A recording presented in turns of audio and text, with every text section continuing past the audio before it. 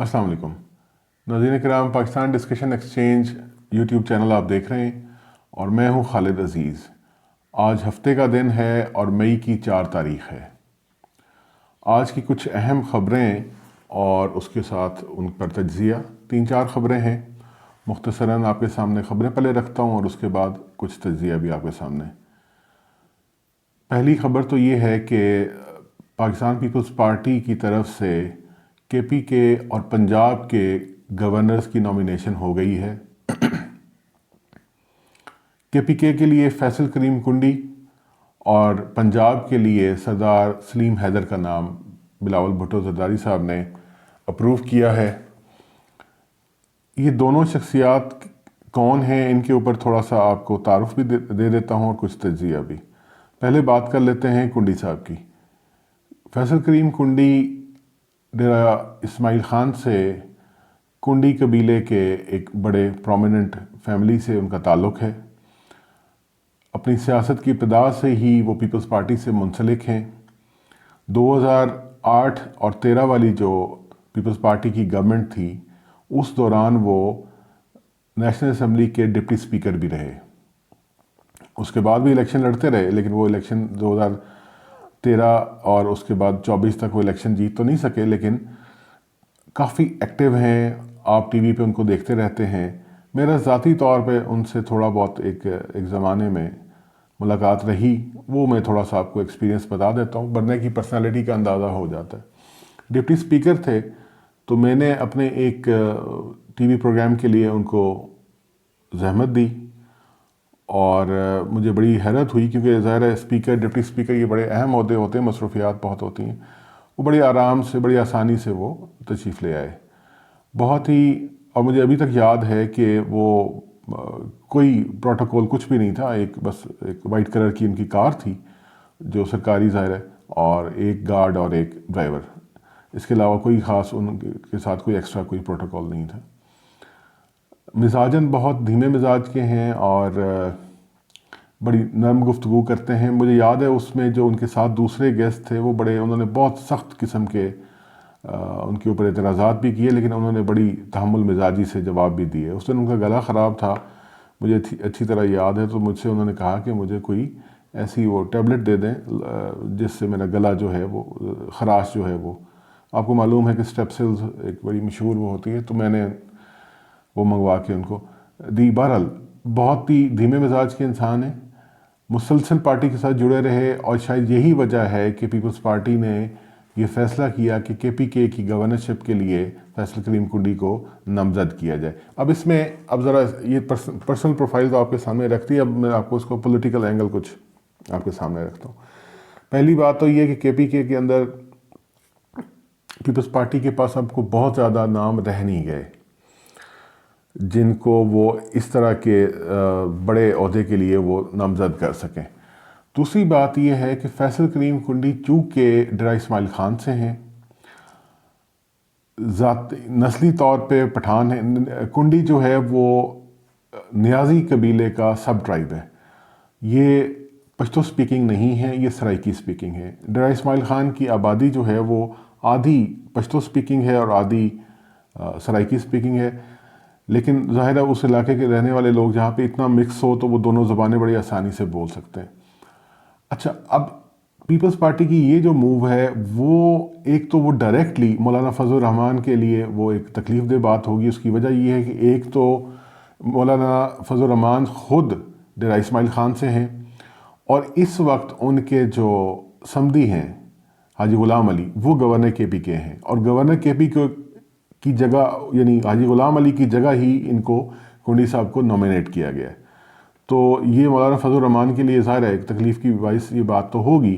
دوسری بات یہ کہ پیپلز پارٹی اس موو سے شاید جو کے پی کے کا یہ والا بیلٹ ہے، کیونکہ ڈیرہ اسماعیل خان جو ہے وہ میاں والی کے ساتھ ٹچ کرتا ہے، اور دوسری سائڈ پہ بنو اور ٹانک اور اس ریجن میں، تو اس بیلٹ میں یعنی کے پی کے کی اس بیلٹ میں پیپلز پارٹی شاید اپنے آپ کو اسٹرینگتھن کرنے کی کوشش کر رہی ہے، اور اس کے لیے فیصل کریم کنڈی ہی شاید ان کے پاس ایک آپشن تھی، اور اس میں کوئی مذائقہ نہیں، ایک اچھی آپشن ہے۔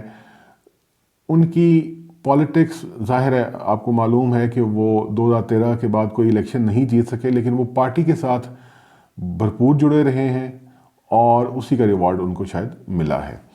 دوسری طرف پنجاب کا بڑا انٹرسٹنگ ہے۔ پنجاب کی گورنرشپ کے لیے قمر زمان کائرہ صاحب کا نام اور مخدوم احمد محمود جو ہیں وہ رحیم یار خان سے ان کا تعلق ہے، وہ بہت قریبی رشتہ دار ہیں سید یوسف رضا گیلانی کے۔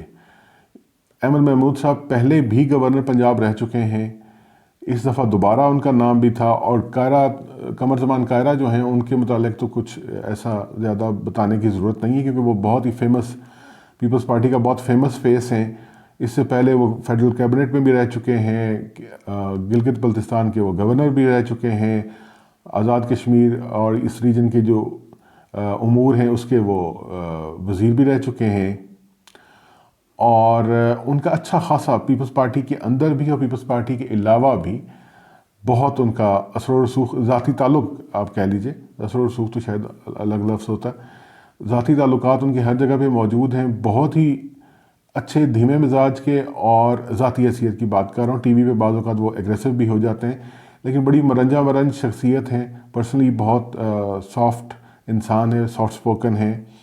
آپ کو معلوم ہوگا کہ ان کا ایک بیٹے کا حادثہ بھی ہوا تھا، اور وہ اس سے بہت تکلیف دہ تھا، اور وہ اس سے بہت زیادہ ڈسٹرب بھی ہوئے، اور کچھ عرصے کے لیے وہ پالیٹکس کے جو سین تھا اس سے آؤٹ بھی رہے۔ بہرحال کائرہ صاحب کی جگہ اور مخدوم احمد محمود صاحب کی جگہ گورنر لگایا گیا ہے سردار سلیم حیدر صاحب کو۔ سردار سلیم حیدر کو بہت زیادہ معروف نام تو نہیں ہے جنرلی، لیکن پیپلز پارٹی کے حلقوں کے اندر سردار سلیم حیدر کی کافی زیادہ پذیرائی بھی ہے، اور ان کو بڑی عزت کی نگاہ سے دیکھا جاتا ہے۔ تحصیل فتح جنگ، ضلع اٹک اور گاؤں ڈھرنال، یہاں سے ان کا تعلق ہے۔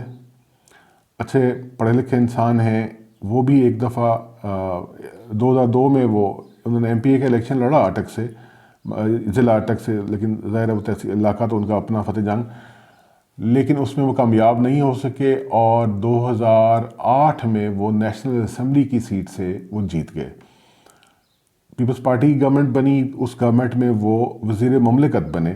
پیپلز پارٹی کی 2008 اور 13 والی جو گورنمنٹ تھی اس میں آپ کو یاد ہوگا کہ پہلے یوسف رضا گیلانی وزیر اعظم تھے، اور پھر ان کی نااہلی کے بعد راجہ پرویز اشرف صاحب جو تھے وہ وزیر اعظم بنے۔ ان دونوں ادوار میں یعنی پیپلز پارٹی کا اوورال دور اور اس کے اندر دو حکومتیں، ظاہر ہے جب وہ گیلانی صاحب ہٹے تو نئی حکومت بنی، تو اس میں دوبارہ کیبنٹ کو اوتھ لینا پڑا، تو اس دونوں ادوار یعنی دونوں گورنمنٹس کے اندر سلیم حیدر صاحب ڈیفنس پروڈکشن کے وزیر مملکت تھے۔ وزیر مملکت آپ یوں سمجھ لیں جونیئر منسٹر ہوتا ہے، فل منسٹر کو فیڈرل منسٹر کہتے ہیں، اور جو جونیئر منسٹر ہوتا ہے اس کو وزیر مملکت یا منسٹر فار اسٹیٹ کہا جاتا ہے۔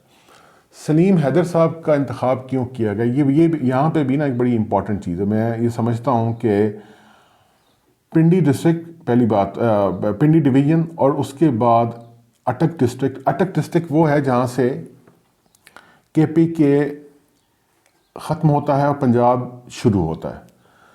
یہاں سے اس ریجن سے پیپلز پارٹی ملک حاکمین خان کے بعد تقریباً لاوارث ہی ہو چکی تھی۔ ملک حاکمین خان جب تک زندہ رہے انہوں نے پارٹی کو کسی نہ کسی درجے میں زندہ رکھا، اس کے بعد ایک ہی بار سلیم حیدر صاحب منتخب ہوئے، لیکن اس کے بعد پارٹی کا اٹک ڈسٹرکٹ کے اندر، بلکہ نیچے آپ چکوال تک آ جائیں، یعنی دیکھیں یہ اٹک کا جو کلچرل بانڈز ہیں وہ زیادہ تر چکوال اور تلہ گنگ، اب تلہ گنگ بھی ضلع بن گیا ہے تو اس لیے میں تلہ گنگ کو ضلع کی حیثیت سے بتا رہا ہوں، ان کا کلچرل بانڈ اس طرح کا، زبان بھی ایک ہے کلچر کا، تو اس ریجن میں پیپلز پارٹی پچھلے بہت لمبے عرصے سے کوئی سیٹ نہیں جیت سکی، کوئی بڑا وہ کچھ کر نہیں سکے ایسا کہ جس کے اندر وہ کلیم کر سکیں، کچھ بھی نہیں تھا، کوئی ایم این اے، کوئی ایم پی، ایک دو ایم پی اے شاید جیتے ہوں۔ بہرحال سردار سلیم حیدر کی وجہ سے پیپلز پارٹی کو یقینی طور پہ جو اپر پنجاب ہے یہاں پر ان کو فائدہ ہوگا۔ سلیم حیدر صاحب کے متعلق یہ بڑی رائے ہے کہ وہ اپنے جو ورکرز ہیں اور جو لوگ جو ان کے ساتھ منسلک ہیں اپنے حلقے کے، ان کے لیے بڑے آسانی سے وہ میسر ہوتے ہیں۔ میں نے خود بھی دیکھا ہے کئی بار بہت ہی بہت آسان قسم کی طبیعت کے مزاج کے، آسان قسم کے مزاج کے آدمی ہیں. کوئی مشکل نہیں ہوتی ان سے عام لوگوں کو گفتگو کرنے میں، بات کرنے میں. کچھ لوگ ہوتے ہیں جیسے آپ کو معلوم ہے کہ ان کا ایک اس طریقے کا انہوں نے اپنے گرد ایک پروٹوکول کہہ لیجئے، اس کا ایک دائرہ سا بنایا ہوتا ہے کہ ان کو ملنا آسان نہیں ہوتا. سلیم حیدر صاحب میں یہ بات نہیں ہے. بڑی اچھی موو ہے دونوں، زرداری، بلاول بھٹو زرداری کی دونوں مووز بہت اچھی ہیں. دیکھتے ہیں اس کا رزلٹ کیا آتا ہے. اگلی خبر کی طرف چلتے ہیں. دو خبریں چھوٹی چھوٹی آپ کے سامنے رکھتا ہوں، لیکن اس میں خاص کر جو ہردیپ سنگھ نجار کے متعلق بھی خبر ہے، جو آپ کو معلوم ہوگا کہ کینیڈا میں ان کو مار دیا گیا تھا، قتل کر دیا گیا تھا. وہ خبر بھی آپ کے سامنے رکھتا ہوں، لیکن اس سے پہلے ایک امپورٹنٹ چھوٹی سی خبر ہے.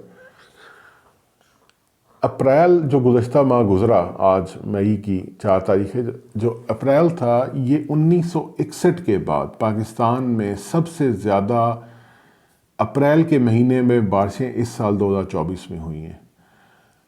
1961 سے لے کے اب تک پھر آپ کیلکولیٹ کر لیں، تقریباً 50 سال سے زیادہ کا، 60 سال کا عرصہ بنتا ہے.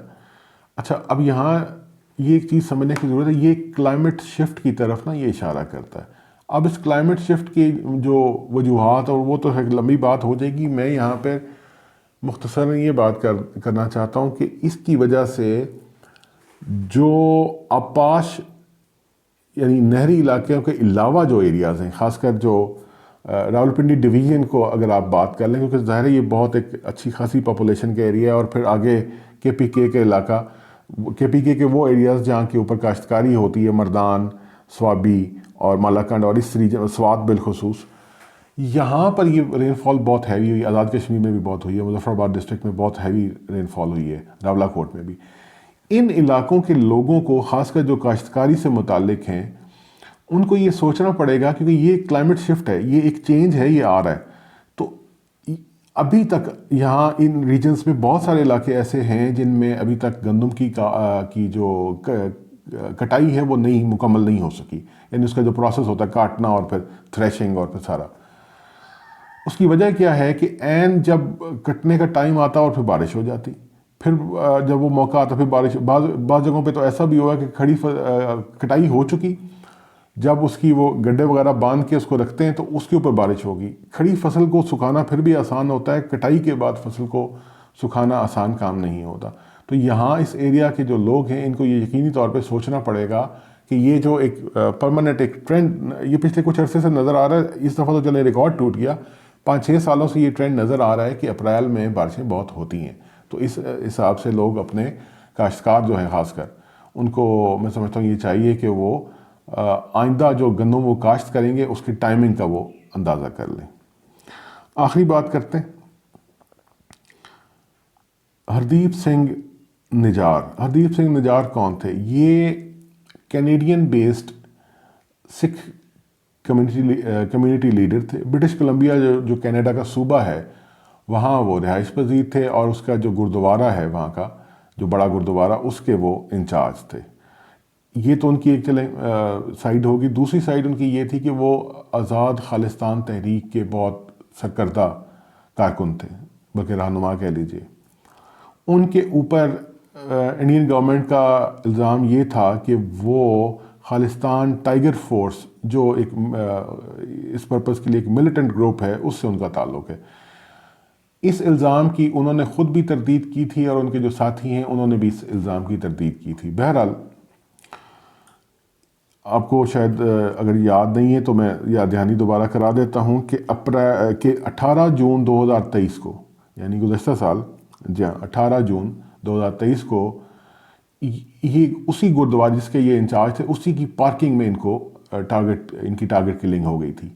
اور اس کے بعد ایک بہت بڑا، آپ کو علم میں ہوگا کہ بہت بڑا ایک سلسلہ چلا تھا جس میں انڈیا اور US اور کینیڈا کے ریلیشنز میں بھی کچھ تلخی آ گئی تھی. Canadian prime minister Justin Trudeau نے اس کے اوپر کافی کھل کے بات کی تھی، اور ایک سلسلہ وہاں پہ شروع ہوا کینیڈا میں.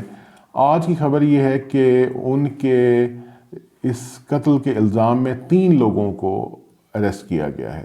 آفیشیلی کنفرم تو نہیں کی گئی کینیڈین گورنمنٹ کی طرف سے، لیکن یہ بہرحال یہ خبر موجود ہے.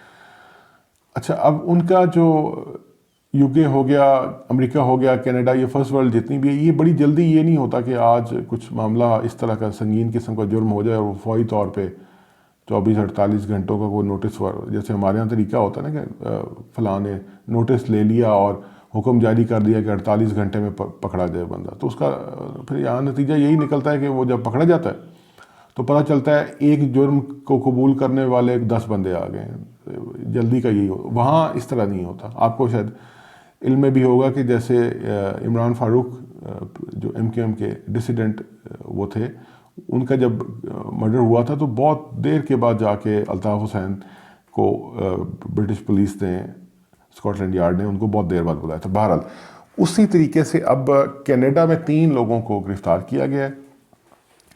یہ مسئلہ اس لیے امپورٹنٹ ہے کیونکہ اس انویسٹیگیشن کے نتیجے سے اگر انڈین گورنمنٹ کے اوپر یہ بات ثابت ہو جاتی ہے کہ انہوں نے یہ ٹارگٹ کلنگ کروائی ہے جیسے کہ کہا جاتا ہے، تو پھر جو انڈین گورنمنٹ ہے اور خاص کر جو ان کے پرائم منسٹر نریندر مودی، ان کے لیے اچھا خاصا ایک سفالیہ نشان کھڑا ہو جائے گا. ہردیپ سنگھ کینیڈین سٹیزن ہونے کی وجہ سے ہی کینیڈین گورنمنٹ اتنی زیادہ اس کو پرو ایکٹیولی اس کے اوپر وہ تحقیقات کر رہی ہے. بہرحال یہ آج کی کچھ امپورٹنٹ خبریں تھیں اور ان کے اوپر تجزیہ تھا. چینل کو لائک کیجئے، سبسکرائب کیجئے اور ویڈیوز کو شیئر ضرور کریں، کمنٹس بھی دیا کیجئے. اجازت دیجئے، اللہ حافظ.